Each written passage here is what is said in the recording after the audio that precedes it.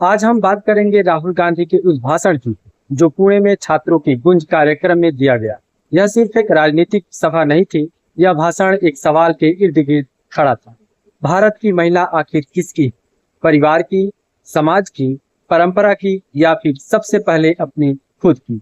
राहुल गांधी ने पुणे की छात्राओं के बीच खड़े होकर कहा कि भारत की सबसे बड़ी ताकत सिर्फ उसकी अर्थव्यवस्था, सेना या संस्थाएं नहीं है।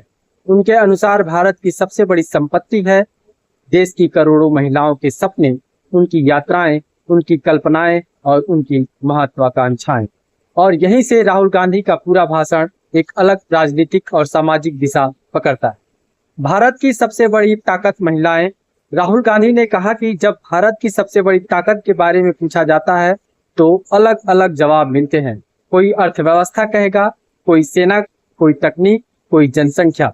लेकिन राहुल गांधी का जवाब था भारत की असली शक्ति है उसकी महिलाएं। उन्होंने लगभग 70 करोड़ महिलाओं की बात करते हुए कहा कि उनकी अपनी अपनी यात्राएं, सपने और कल्पनाएं भारत की सबसे बड़ी राष्ट्रीय पूंजी है। यहाँ राहुल गांधी केवल महिलाओं की संख्या की बात नहीं कर रहे थे। उनका तर्क था कि अगर भारत अपनी आधी आबादी की क्षमता को पूरी तरह आजाद नहीं करता तो देश अपनी असली ताकत का उपयोग ही नहीं कर सकता। बेटी, पत्नी और माँ, लेकिन क्या यही पूरी पहचान है? राहुल गांधी के भाषण का सबसे महत्वपूर्ण हिस्सा महिलाओं की पहचान को लेकर था। उन्होंने कहा कि भारतीय समाज में अक्सर महिलाओं को 3 रिश्तों के भीतर देखा जाता है, बेटी, पत्नी और माँ। उन्होंने यह नहीं कहा कि ये रिश्ते गलत हैं, बल्कि उनका सवाल था, क्या एक महिला की पूरी पहचान सिर्फ इन रिश्तों तक सीमित हो सकती है? क्या एक लड़की का अपना सपना नहीं हो सकता? क्या एक महिला की अपनी राजनीतिक राय नहीं हो सकती? क्या उसके अपने जीवन, अपने करियर और अपने शरीर पर फैसला लेने का अधिकार नहीं होना चाहिए? राहुल गांधी का मूल संदेश था कि महिला की पहचान किसी पुरुष के साथ उसके रिश्ते से तय नहीं होनी चाहिए। एक महिला अपने आप में एक स्वतंत्र व्यक्ति है, किसी की नहीं, सिर्फ अपनी है। राहुल गांधी ने छात्राओं को सबसे सीधा संदेश दिया, आप किसी और की नहीं, आप अपनी हैं।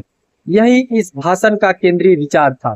भारतीय समाज में अक्सर लड़की के जन्म के साथ ही उसके जीवन पर कई दावे शुरू हो जाते हैं। परिवार की इज्जत, समाज की परंपरा, धर्म की मर्यादा और विवाह के बाद पति का अधिकार। लेकिन राहुल गांधी ने इस सोच को चुनौती देते हुए कहा कि एक महिला के जीवन की मालिक खुद महिला है, यानी उसका जीवन किसी दूसरे की संपत्ति नहीं है। उसकी इच्छा, उसकी पसंद और उसके सपने, इन पर अंतिम अधिकार उसी का होना चाहिए। स्मृति का सवाल और सामाजिक बहस। राहुल गांधी ने अपने भाषण में मनुस्मृति का भी उल्लेख किया और महिलाओं की स्वतंत्रता से जुड़े पारंपरिक विचारों की आलोचना की।